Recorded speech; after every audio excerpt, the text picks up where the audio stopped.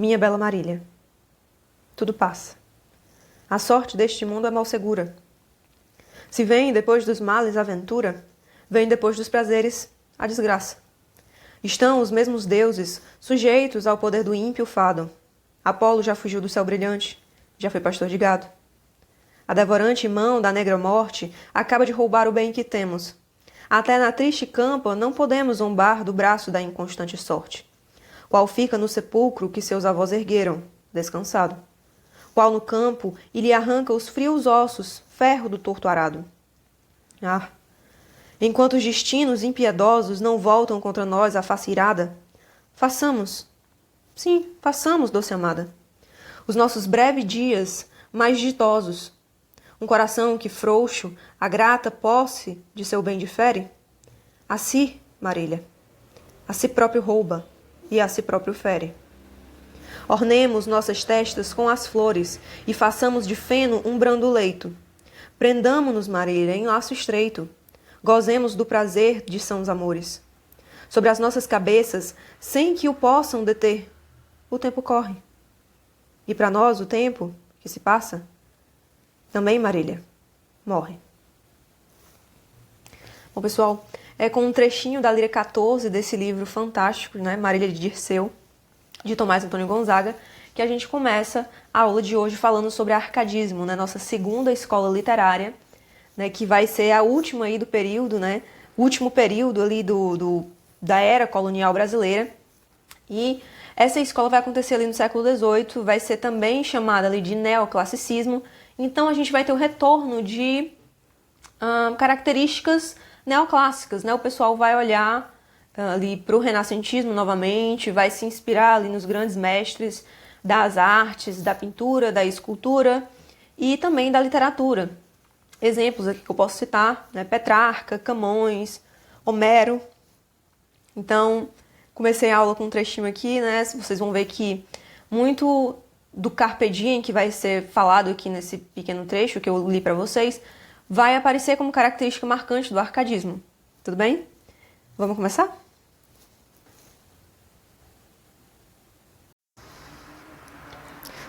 Então, antes da gente falar sobre as características dessa escola e falar sobre os principais autores, eu acho interessante a gente comentar um pouquinho sobre a origem do nome dessa escola. O nome da escola foi uma espécie de homenagem, digamos assim, a essa região aqui que a gente está vendo na foto. Uma região fictícia, de acordo com a mitologia grega, onde pastores habitavam. Né? Então, era uma espécie de paraíso campestre.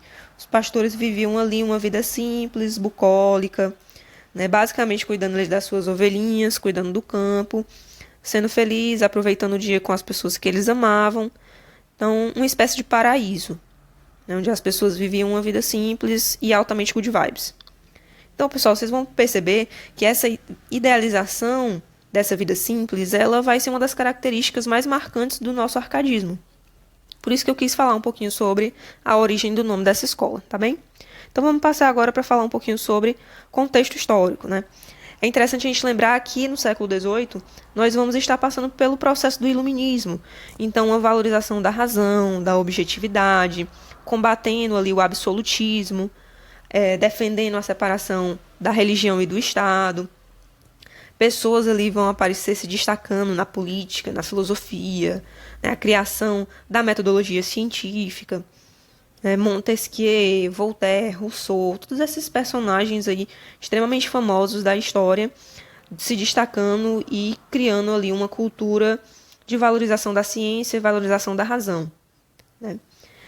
É interessante lembrar também que vai acontecer um desenvolvimento tecnológico, científico e social na Europa, que vai acabar culminando no processo de revolução industrial. Então vai ter a substituição da manufatura pela maquinofatura, o capitalismo mercantilista. A nível de América, é importante a gente destacar o processo de independência das 13 colônias, né, que foi a primeira independência que aconteceu aqui na América. Tem aquela questão abolicionista que a gente não pode deixar de citar, né, que acabou culminando posteriormente no processo da Guerra de Secessão, mas isso aí vocês vão ver mais aprofundado na história. E a gente também não pode deixar de falar, no finalzinho ali do século XVIII, da Revolução Francesa, né, que vai marcar a ascensão de uma nova classe social, chamada burguesia, e com isso o surgimento de um novo público leitor. Mas isso aqui vai influenciar principalmente na nossa próxima escola literária, que é o romantismo, tá bem? A nível de Brasil, precisamos lembrar aí que saímos do ciclo da cana-de-açúcar, entramos agora no ciclo do ouro. Com isso, vai se ter, né, uma mudança de eixo econômico da Bahia para a região das Minas Gerais. E nesse contexto, pessoal, de mineração, uma galera vai começar a ficar rica e, tendo agora condições, vão mandar os seus filhos para fazerem faculdade na Europa. Então, os filhos dessa elite mineira, eles vão entrar em contato com ideias abolicionistas, iluministas, independentes, né, influenciados aí pela independência das 13 colônias, ideias árcades. Então, quando eles retornam para o Brasil, vai ocorrer um choque de cultura, a nível de literatura e manifestações artísticas, né, de um modo geral. Choque entre o árcade, que era o inovador trazido da Europa, com a cultura predominante aqui do Brasil, que era o barroco. Então, o arcadismo ele vai surgir contrapondo ideias barrocas. E vocês vão ver que isso é bastante predominante nas escolas literárias. Então, uma escola literária que surge para contradizer, né, ou ir de encontro com ideias da escola literária anterior. Então, o arcadismo ele veio para combater essas ideias barrocas, né? Com essas ideias independentes, né, deu o processo da Inconfidência Mineira. Então, esse pessoal chegou aqui vendo que estava com uma taxação de impostos altíssima e eles começaram a pensar, poxa, será que não está na hora da gente promover a independência dessa região, né? Influenciados aí, se o pessoal da América conseguiu, né, as 13 colônias conseguiram, por que a gente não vai conseguir? Então, com esse paradigma novo, essa cultura nova que foi trazida da Europa, teve o início da Inconfidência Mineira, né, uma tentativa, né, da primeira tentativa de independência aqui no Brasil. Então, a maioria dos autores que participaram do arcadismo, eles também eram inconfidentes. Daí o uso de pseudônimos, né? Então, vão ter algumas obras criticando o governo.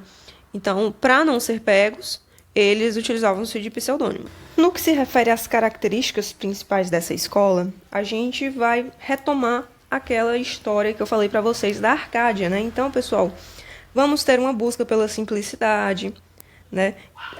Como eu já falei na introdução, essa escola também é chamada de neoclassicismo.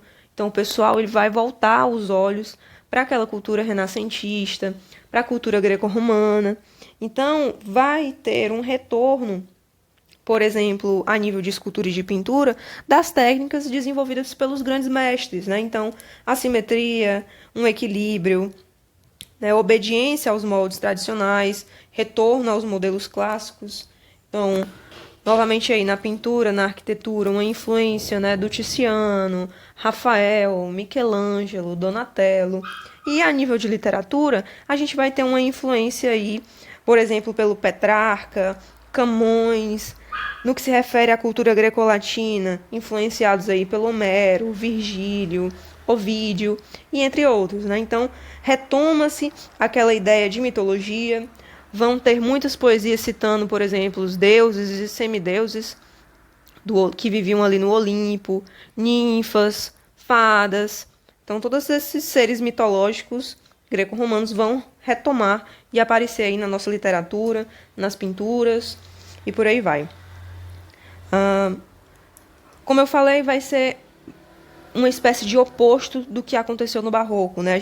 Se no Barroco a gente tinha a busca pela ostentação, aqui no arcadismo a gente vai ter a busca pela simplicidade, né? Se no Barroco a gente tinha duas estéticas valorizando aí um jogo de palavras, um jogo de ideias, deixar um texto muito rebuscado, com uma linguagem difícil, aqui no arcadismo já vai ser o contrário. A gente já vai ter uma linguagem simples, objetiva, um vocabulário claro, de fácil compreensão. Tudo que era de inútil era cortado, né? Outras características que a gente pode citar sobre essa escola é o Fugere-Uben, que é justamente aquela fuga da cidade, então a evasão da zona urbana para a zona rural, porque a vida da zona rural é que é a melhor vida, é melhor de ser vivida, aquela vida simples, né, no campo, cuidando ali das ovelhinhas, com as pessoas que eles gostam, uma vida bucólica e basicamente pastoral.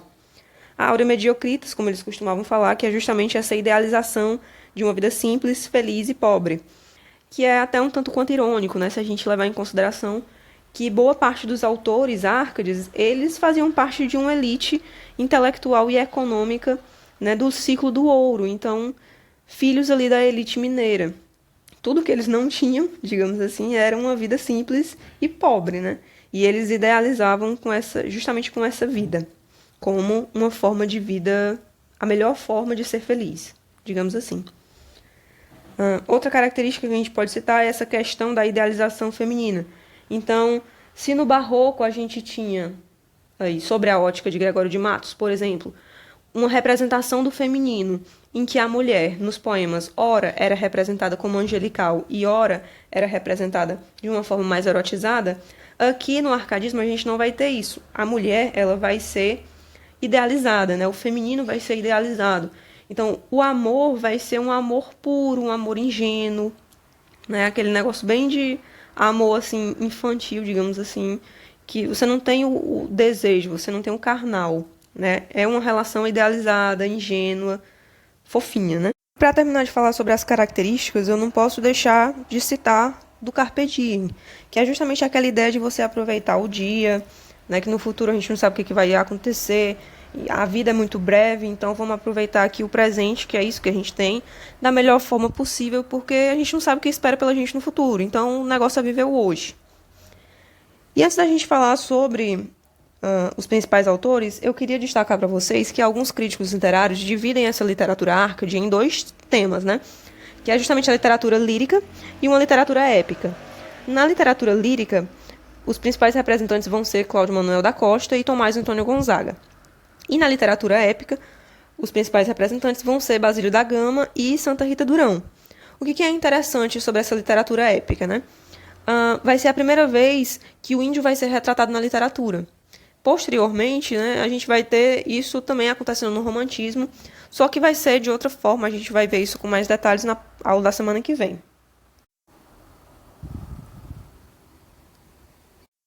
Bom, falando agora de fato sobre os autores, né?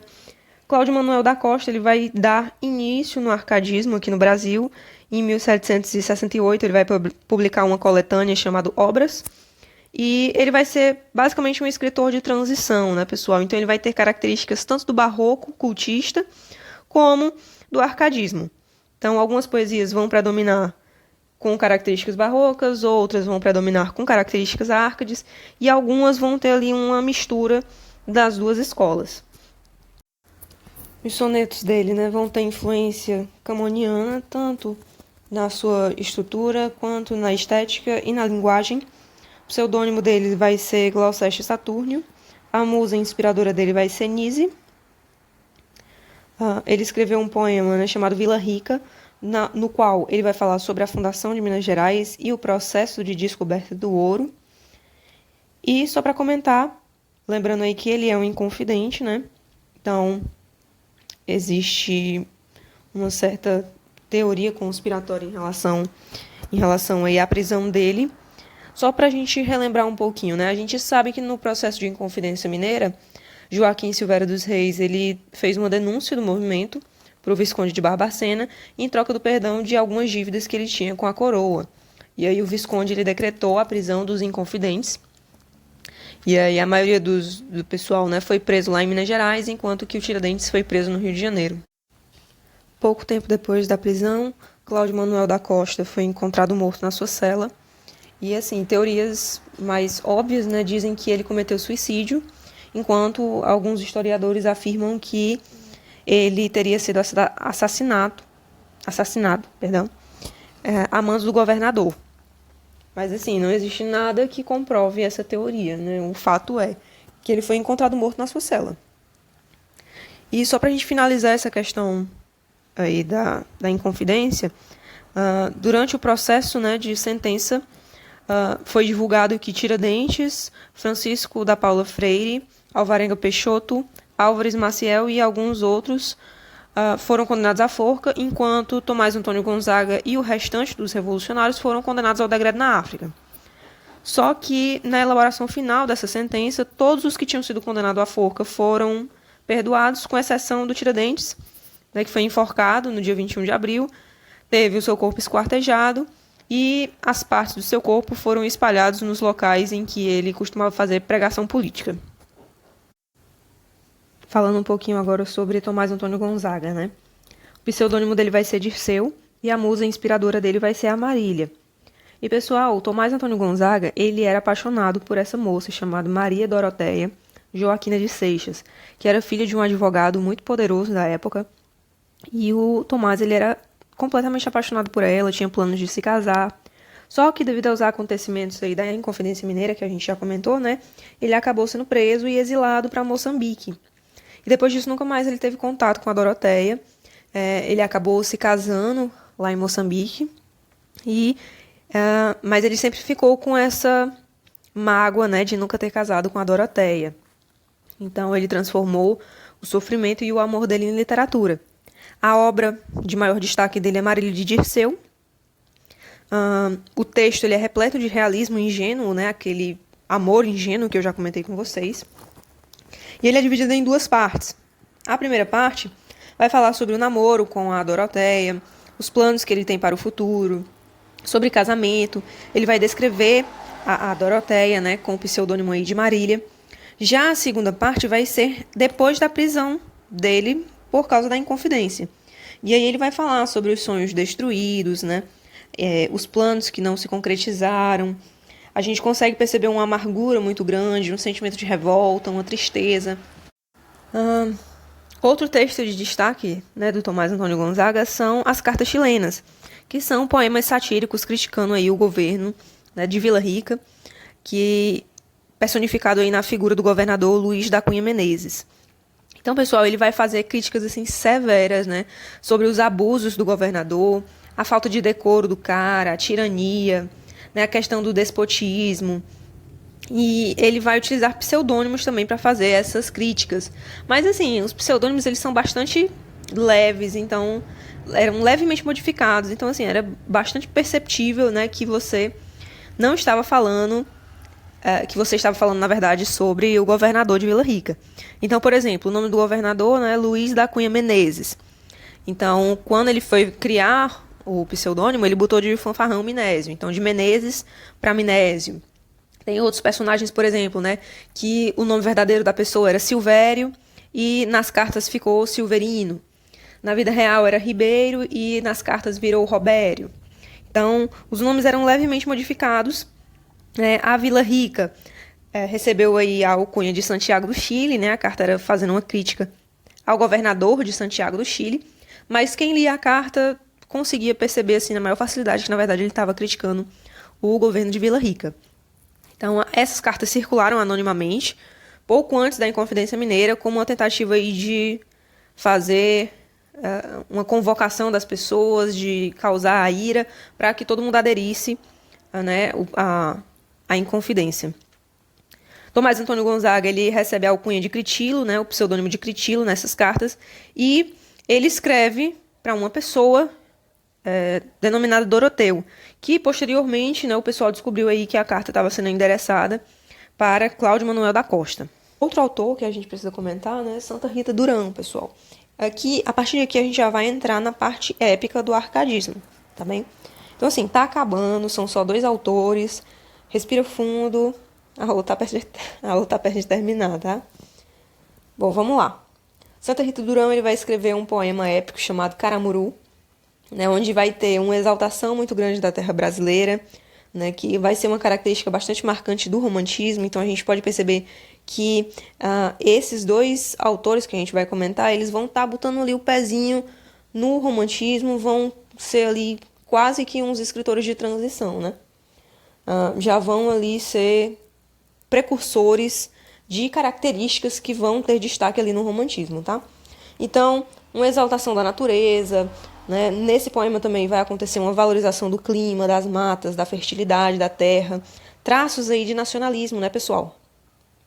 Além disso, a gente vai ter também descrições das paisagens, lembrando a gente aí daquelas características da literatura de informação do quinhentismo, não é verdade? Vai ter também influências camonianas, né, na versificação, na estrutura do poema. E uma coisa interessante é que, diferente de Os Lusíadas, que tinha uma mitologia pagã, no Caramuru não vai ter isso. A gente vai ter um conservadorismo cristão, né, na verdade. Então, falando um pouquinho agora sobre o conteúdo, né, o assunto do Caramuru, uma coisa interessante sobre o Santa Rita Durão é porque ele vai ser o primeiro autor brasileiro a usar uma lenda nacional como assunto, que é a história, né, do Diogo Álvares Correia, que vai ser um português que sofreu um naufrágio aqui e vai falar um pouquinho ali sobre o processo de descobrimento e conquista da Bahia.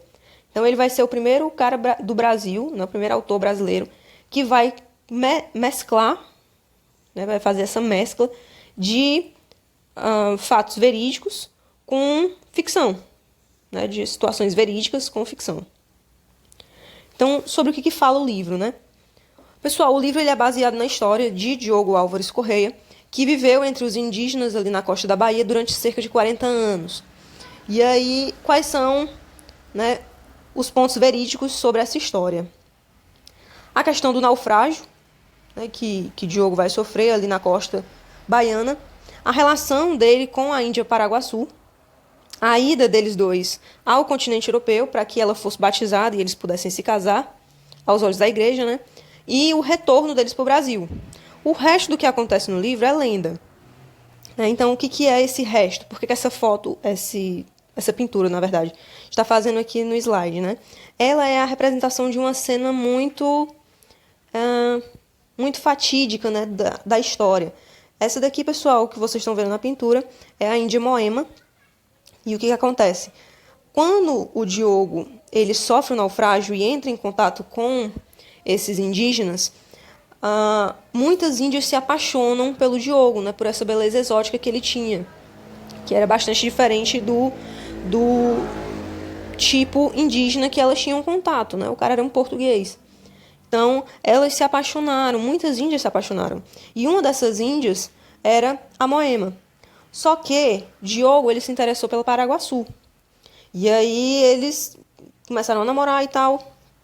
E aí, quando aconteceu esse fato deles retornarem para o continente europeu para que Paraguaçu fosse batizada, várias índias entraram ali em desespero, né, e tentaram acompanhar um navio, só que ficaram só até ali na costa, né, na parte ali litorânea, até ali na areia. Só que a Moema ela se desesperou e entrou no mar, correndo e nadando, melhor dizendo, nadando, tentando seguir o navio em que Diogo e Paraguaçu estavam. E no meio desse ínterim, ela acabou morrendo, ela acabou se afogando. Então, essa pintura de Victor Meirelles representa a morte de Moema.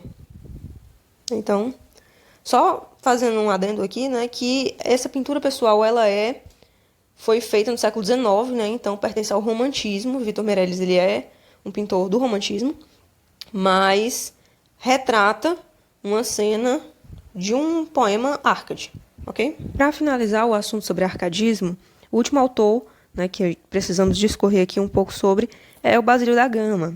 Então, a obra-prima dele vai ser o livro chamado O Uruguai, publicado aí em 1769, que vai fazer uma crítica drástica aos jesuítas. Né? Então, vai afirmar que os jesuítas só defendiam os indígenas, né, de serem escravizados ali pelos colonos, né, para que os próprios jesuítas se tornassem os senhores dos índios, né, para que os índios fizessem ali os trabalhos para os jesuítas. Então, né, o livro ele vai ter como tema uma expedição composta aí por espanhóis e portugueses contra algumas missões jesuíticas. Né? Então, essa expedição ela tinha como objetivo a execução do Tratado de Madrid, né, de 1756. E, além disso, a gente vai ter também uma história de amor envolvendo dois indígenas, né, que é o Cacambo e a Lindóia, que é essa moça aí da pintura. Então, o outro plano de fundo, né, dessa história vai falar sobre a história da Lindóia. Então, assim, num povoado, né, onde os nativos foram catequizados pelo Padre Balda, né, que vai ser o vilão aí da história, vai viver o casal Cacambo e Lindóia. Então, assim, o padre, ele é uma pessoa repulsiva, sabe? É uma pessoa completamente imunda, desleal, enganador, né? O cara, ele não presta. Ele engravida uma nativa lá da tribo, e ela dá luz, né, a um rapaz que vai receber o nome de Baldeta, que também é outra pessoa que não presta. E aí, pessoal, o que vai acontecer? Para tentar amenizar, né, a vida do filho ali na aldeia, ele decide casar o Baldeta com a Lindóia. Só que a Lindóia, ela tem um relacionamento com o Cacambo, né? Então, o que o padre vai fazer? Ele vai ficar mandando o Cacambo ir para algumas missões para ver se o cara morre por lá. Mas ele sempre volta, né? Ele sempre acaba voltando. Então, depois de um tempo, o padre Balda, na verdade, depois de um tempo, o Cacambo, ele descobre que o padre Balda, ele é do mal e tenta desmascarar ele na frente do pessoal da tribo, do pessoal das missões e tal. E aí o padre, ele envenena o Cacambo. E a Lindóia, ela fica completamente desolada, né, com essa situação. Ela se convence que foi o padre Balda que matou o Cacambo e aceita se casar com o Baldeta. Só que no dia do casamento, ela se mata. Ela vai para a floresta e se deixa ali ser picada por uma cobra venenosa que estava passando por perto. E é justamente a representação que a gente tem aí nesse quadro, né, que foi pintado ali também no século XIX. Não é o mesmo autor, tá? Não é o Vitor Meirelles. O autor dessa pintura, pessoal, se chama José Maria de Medeiros, tá? Então, o quadro, ele é romântico, né? Foi pintado aí no século XIX, mas representa uma cena fatídica aí de um poema, de um livro, né? Perdão, de um livro escrito no período Árcade, ok? E era isso que eu tinha para falar com vocês sobre arcadismo. Espero que vocês tenham entendido. Se não tiver entendido, qualquer dúvida, pode falar comigo pelo grupo do WhatsApp ou pelo privado, vocês têm o meu número do celular. Então, é isso. A gente se vê na aula da semana que vem. Se vocês não assistiram um vídeo sobre o barroco e quinhentismo, já tem aqui no canal. Então, dá uma olhada lá na lista. Tem uma playlist de linguagens e tem uma playlist de português 2, né, que é a nossa matéria aqui de literatura. Então, assiste lá. Semana que vem sai o vídeo sobre romantismo, tá bem? Até mais, pessoal. Tchau, tchau.